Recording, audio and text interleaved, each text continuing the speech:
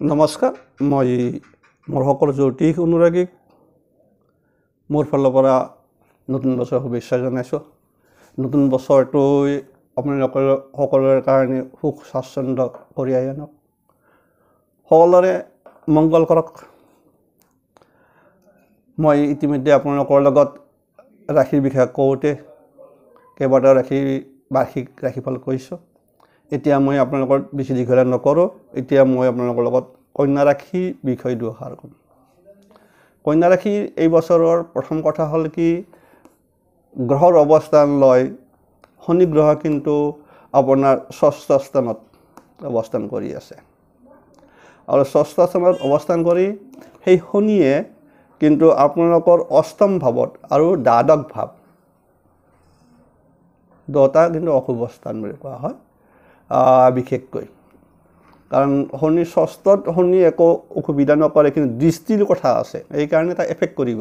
বিশেষকৈ আপোনাৰ অষ্টম স্থান আৰু দ্বাদশ স্থানত কিন্তু এফেক্ট কৰিব। তাৰ ফলত আপোনাৰ স্বাস্থ্য সম্পৰ্কীয় সমস্যাৰ কিন্তু সৃষ্টি হ'ব।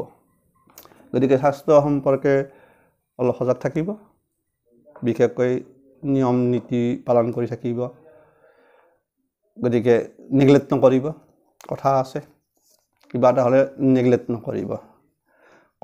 এতিয়া কৈ থৈ দিলোঁ, যদি যিসকলৰ বিশেষকৈ কন্যা ৰাশি, সেইসকলে বিশেষকৈ স্বাস্থ্য সম্পৰ্কে সতৰ্ক থাকিব।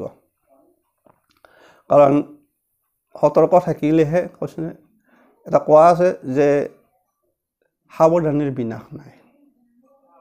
গতিকে আপুনি কিবা এটা অনুভৱ কৰিছে, আপুনি লগে লগে পৰামৰ্শ লওক ডাক্তৰৰ, তেনেকুৱা কথা। গতিকে বাঢ়ি যাব নিদিব, নেগলেক্ট নকৰিব। সেইকাৰণে মই সেইটো কথাই ক'ব গৈছোঁ। গতিকে আপুনি নীতি নিয়মৰ মাজত চলক, নিশ্চয় ভাল পাব।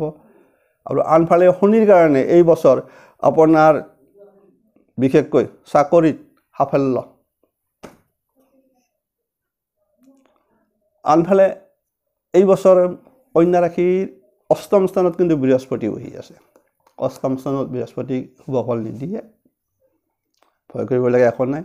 কিন্তু এই অষ্টম স্থানত বৃহস্পতি মে' মাহৰ 1 তাৰিখে আপোনাৰ নৱম স্থানত যাব, অৰ্থাৎ ভাগ্যস্থানত যাব। তেতিয়া আপোনাৰ মোটামুটি বহুত ভাল শুভ দিন সমাগত হ'ব। গতিকে সকলো কামতে আপুনি সাফল্য পাব ভাগ্যস্থানত আহিলে। কিন্তু এই বছৰ ৰাহু কিন্তু আপোনাৰ ৰাশিৰ গোটেই বছৰটো সপ্তম ভাৱত থাকিব। সপ্তম ভাৱত থকা মানে পত্নী ভাৱত থাকিব, আৰু তাৰ ফলত সেইটো পত্নী ভাৱো বুজায়, ব্যৱসায়ৰ ভাৱো বুজায়, ব্যৱসায়ৰ ক্ষেত্ৰতো বুজায়।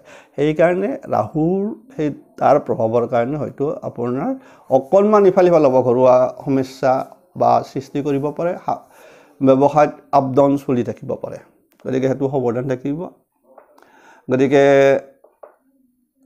আনফালে আৰম্ভণিতে, বিশেষকৈ বছৰৰ আৰম্ভণিতে চতুৰ্থ স্থানত আপোনালোকৰ ৰবি মংগল অৱস্থান কৰি আছে। গতিকে এই ক্ষেত্ৰত কিছু প্ৰেমৰ ক্ষেত্ৰত, যিবিলাকে প্ৰেম বা প্ৰেমিক প্ৰেমিকাৰ ক্ষেত্ৰত বিশেষকৈ কিছু প্ৰভাৱ পৰিব পাৰে। কাৰণ তাৰ ফলত অকণমান সৰু কথাতে উত্তেজনাময় পৰিস্থিতি হৈ যাব পাৰে। আৰু কিন্তু বুধ আৰু শুক্ৰ আপোনালোকৰ তৃতীয় ভাৱত থাকিব। থকাৰ লগত আপোনালোকৰ বন্ধুত্ব, বিশেষকৈ বন্ধুত্ব বাঢ়ি যাব আনৰ লগত। গতিকে আৰু আনফালে কথা হ'ল কি, এইবাৰ শিক্ষাৰ্থীসকলৰ কাৰণে, কন্যা ৰাশিৰ শিক্ষাৰ্থীসকলৰ বাবে শুভ বছৰ আৰম্ভণি বুলি ক'ব পাৰি, আৰম্ভণিটো। গতিকে ভালে পাব। কন্যা ৰাশিৰ জাতক জাতিকাৰ এই বছৰ ৰাহু কেতুৰ প্ৰভাৱত দাম্পত্য জীৱনত সমস্যা আহিব। বিশেষকৈ আপোনাৰ জীৱন সংগীৰ স্বাস্থ্যৰ প্ৰতি অলপ যত্ন ৰাখিব। জীৱন সংগী, কাৰণ যিহেতু আপোনাৰ চাওক, লগ্ন আপোনাৰ যিটো ৰাশি আছে, ৰাশিত কন্যা ৰাশিত কেতু বহি আছে। আপোনালোকক মই দেখুৱাই দিছোঁ, কন্যা ৰাশিত আপোনাৰ চব কেতু বহি আছে। এইটো কন্যা ৰাশি, কন্যা ৰাশিত কেতু বহি আছে। আনফালে সপ্তম স্থান ৰাহু বহি আছে কন্যা যদি আপোনাৰ ৰাশিতে হওক বা লগ্নতে হওক কেতু বহি থাকে যদি অসুখ বিসুখ হয় এই অসুখ বিসুখ ধৰাটো অলপমান জটিল হয় এইটো কৈ থৈ দিলোঁ সেইকাৰণে আনফালে সপ্তমত দৃষ্টি পৰি আছে আনফালে ইয়াত লগে লগে আপোনাৰ আহি যাব কিছু ক্ষেত্ৰত বিশেষকৈ বিপৰীত লিংগৰ অসুখ বিসুখৰ ক্ষেত্ৰত সেইকাৰণে কোৱা হৈছে যে আপোনালোকে অলপমান সতৰ্ক থকাটো ভাল মোটামুটি চাব গ'লে আৰ্থিক দিশটো একো বিশেষ নাই ভাল কাৰণ শনি ষষ্ঠত থাকিলেও ষষ্ঠৰ শনিয়ে আকস্মিক লাভো সূচায় যেনেকৈ আপোনাৰ অষ্টমত দৃষ্টি দশাদশৰ দৃষ্টি বেয়াও বৃদ্ধি কৰে অসুখ বিসুখ সৃষ্টি কৰে আনফালে ষষ্ঠ শ্ৰেণী কিন্তু অপ্ৰত্যাশিত লাভৰ সূচক হৈ থাকে